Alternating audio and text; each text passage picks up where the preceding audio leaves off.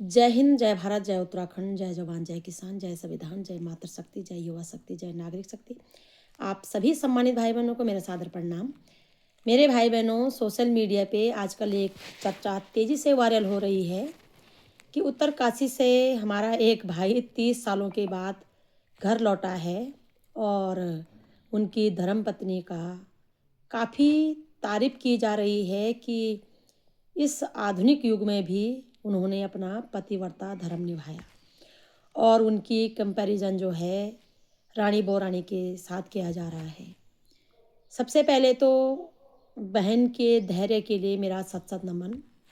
लेकिन यहाँ पे मैं लताड़ना चाहूँगी समाज को और लताड़ना चाहूँगी उस बेवफा को जो 30 सालों से लापता था। सबसे पहले तो मैं यह कहना चाहूँगी कि पतिव्रता रानी बोरानी जी का पति जो है फौज में थे और 12 सालों तक वापस न लौटना, उनके परिवार वालों को यह विश्वास हो गया था कि उनका घर का लड़का, उनका रानी बोरानी का पति जो है शहीद हो गए हैं देश के लिए। और जाहिर सी बात है कि न केवल उत्तराखंड में बल्कि पूरे देश में एक शहीद की पत्नी अपने पति के प्रति हमेशा वफादार रहती हैं और वफा निभाती हैं। और यदि कोई शादी भी कर ले तो मुझे उसमें भी कोई ऐतराज़ नहीं है। महिलाओं को भी जीने का पूर्ण अधिकार है। यह कानून देश में 1827 या 28 में बन चुका था कि महिलाएं भी पुनर्विवाह कर सकते हैं, उन्हें भी आज़ादी से जीवन जीने का पूर्ण अधिकार है। मगर जो ये व्यक्ति 30 सालों के बाद लौटा, सबसे पहले इसे पूछा जाना चाहिए कि ये 30 सालों तक कहाँ था, कौन सी लड़ाई में था, कहाँ फंसा हुआ था, किस बॉर्डर पे था। 30 साल इसे आखिर घर वापस आने पे क्यों लग गए, इसने एक स्त्री का जीवन इस प्रकार से बर्बाद क्यों किया, इस प्रकार से क्यों एक स्त्री को सताया गया, पति होने के बावजूद भी एक स्त्री को अपनी पति अपने परिवार के सुख से वंचित क्यों रखा गया, क्यों एक स्त्री के साथ इस प्रकार की अमानवीय हरकत की गई। इजी होता है ना ये बोलना कि पतिव्रता, किस प्रकार की पतिव्रता। एक बेवफा व्यक्ति 30 सालों से अपनी धर्म पत्नी, अपने माँ बाप को छोड़ करके लापता होता है और 30 सालों के बाद उसे घर की याद आती है और इस प्रकार का उत्सव मनाया जा रहा है जैसे वो किसी बॉर्डर से आ रखा हो या फिर वो किसी महान काम के लिए फंसा हो कहीं बाहर।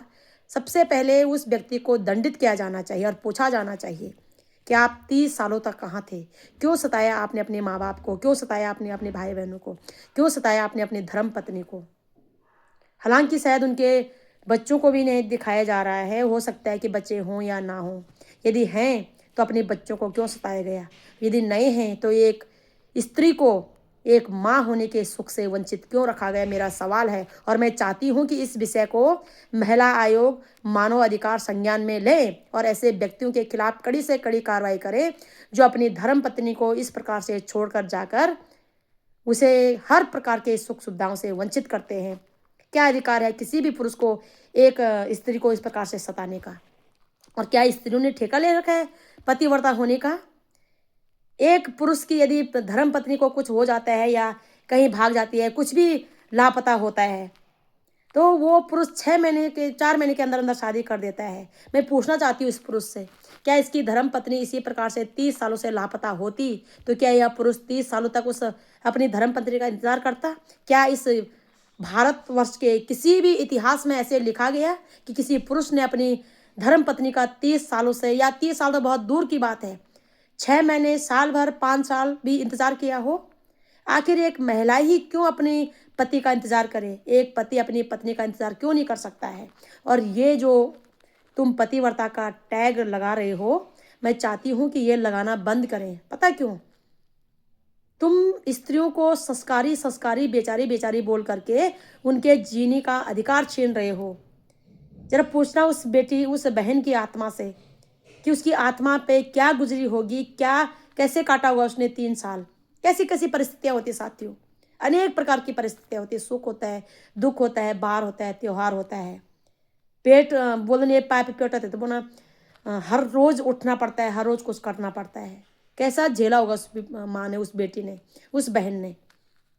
पतिव्रता का टैग देना आसान होता। किसके लिए पतिव्रता? एक बेवफा के लिए जो 30 सालों से अपनी धर्म पत्नी को छोड़ के गया है। और ऐसे बेवफाओं के लिए स्त्री को पतिव्रता रहना चाहिए। मैं स्त्रियों से कहना चाहूँगी, सारी भारत की स्त्रियों से, कि मेरी बहनों, बिल्कुल आपका पति आपसे बेइंतहान प्यार करते हैं और आपके प्रति वफादार हैं। चाहे वो किसी भी सेक्टर में काम कर रहे हो, उससे कोई फर्क नहीं पड़ता है।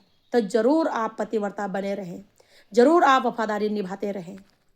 लेकिन यदि इस प्रकार के बेवफा कोई 30-30 सालों तक आपको छोड़कर चला जाता है, ऐसे बेवफाओं के लिए एक दिन भी पतिव्रता रहने की जरूरत नहीं है।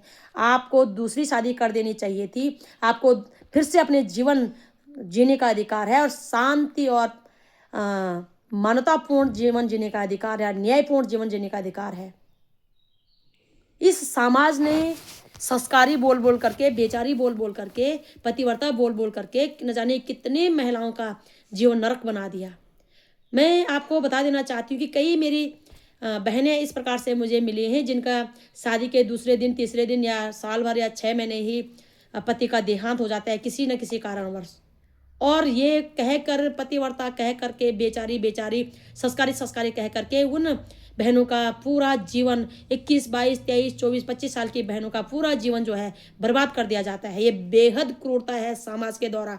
ये पतिव्रता नहीं, ये मूर्खता है। ये अपने साथ भी अन्याय है और समाज के हर स्त्री के साथ अन्याय है समाज के द्वारा। और मैं समाज से कहना चाहती हूँ कि नई सोच पे ध्यान दें, स्त्रियों के जीवन न्यायपूर्ण, न्याय संगत जीवन जीने की ओर ध्यान दें, कुछ उदाहरण पेश करें, कुछ प्रेरणा पेश करें और हर स्त्री को दोबारा से शादी करने का, दोबारा से जीवन जीने का अवसर दें, ना कि बेचारी बेचारी और संस्कारी या पतिव्रता कह करके उन्हें इस प्रकार के अमानवीय, असंगत और कठोर क्रूर जीवन जीने के लिए मजबूर ना करें। ये समाज की भी बहुत ही बड़ी क्रूरता और बहुत ही बड़ी कुंठित अमानवीय व्यवहार है स्त्रियों के साथ। मैं तो उनके सास ससुर को भी कहना चाहती हूँ, यदि आपके अंदर दिल होता, आपके अंदर इंसानियत होती, तो आप अपने बहू की शादी करवा कर किसी और जगह उसका घर बसा देते, उसे अच्छा जीवन जीने के लिए प्रेरणा देते, उदाहरण पेश करते, अवसर देते उसे अच्छा जीवन जीने के लिए। आपने अपने नालायक बच्चे के लिए, अपने बेवफा बच्चे के लिए एक महिला का, एक स्त्री का, एक बेटी का जीवन बर्बाद किया। आप भी सजा के हकदार हैं, आप भी अपराधी हैं, आप भी उस बेटी के अपराधी हैं, आप भी पापी हैं। ऐसे पाप करने से बचें। मैं संपूर्ण भारत के समाज से कहना चाहूँगी, ऐसे पाप करने से बचें, अपनी घर की बहू से क्रूरता करने से बचें। यदि आपका बेटा बेवड़ा है, आपका बेटा बेवफा है, तो अपनी बहू को किसी अच्छे व्यक्ति के साथ उसको शादी करवाएं। यदि शादी नहीं करवाते हैं तो उसको स्टडी करवाएं, उसे किसी न किसी क्षेत्र में आगे बढ़ाएं। लेकिन इस प्रकार से स्त्रियों का जीवन बेचारी बेचारी, संस्कारी और पतिव्रता कह करके नर्क बनाने की गुस्ताखी ना करें। मैं विरोधी हूं इस प्रकार की गुस्ताखी के, इस प्रकार की धूर्तता के, इस प्रकार की मानसिकता के। आशा नहीं, पूर्ण उम्मीद करूंगी कि सभी इस विषय पे गौर करेंगे। जरा अपने उस बहन की जगह अपनी बेटी का जीवन देखिएगा, अपने माँ का जीवन देखिएगा, अपने बहन का जीवन देखिएगा। कितना बुरा लग रहा है, मेरे को बहुत बुरा लग रहा है उस बहन के लिए। मैं जितनी भी ऐसी बहनें हैं संसार में जिनका पति उन्हें छोड़कर गए हैं, उन बहनों से मेरा निवेदन रहेगा, आप स्वतंत्र हैं। दूसरा जीवन साथी चुनने के लिए आप स्वतंत्र हैं। न्याय संगत शांतिपूर्ण जीवन जीने के लिए कोई जरूरत नहीं है ऐसे बेवफाओं के लिए इंतजार करने का। आशा नहीं, पूर्ण उम्मीद करूंगी आप सभी इस विषय को संज्ञान में लेंगे और खासकर महिला आयोग और मानवाधिकार इस विषय को संज्ञान में लें। और बाकी देखो, हम उत्तराखंड की महिलाओं का खून में है पतिव्रता होना, लेकिन यदि पति बेवफा हो जाए तो कोई औचित्य नहीं बनता ऐसे बेवफाओं के लिए अपने जीवन को नर्क बनाना। साफ और सीधी बात है। आशा नहीं, पूर्ण उम्मीद करूंगी कि इस विषय को समाज गहनता से लेगा, गंभीरता से लेगा और ऐसे बेवफाओं के खिलाफ कड़ी से कड़ी कार्रवाई करेगा। उनका स्वागत नहीं किया जाना चाहिए, उन्हें पूछा जाना चाहिए सवाल कि कहाँ थे आप 30 सालों से। ये बेहद चिंताजनक विषय है, ये बेहद अमानवीय विषय है। आशा नहीं, पूर्ण उम्मीद करूंगी इस विषय पे सभी चर्चा करेंगे। बहुत बहुत धन्यवाद।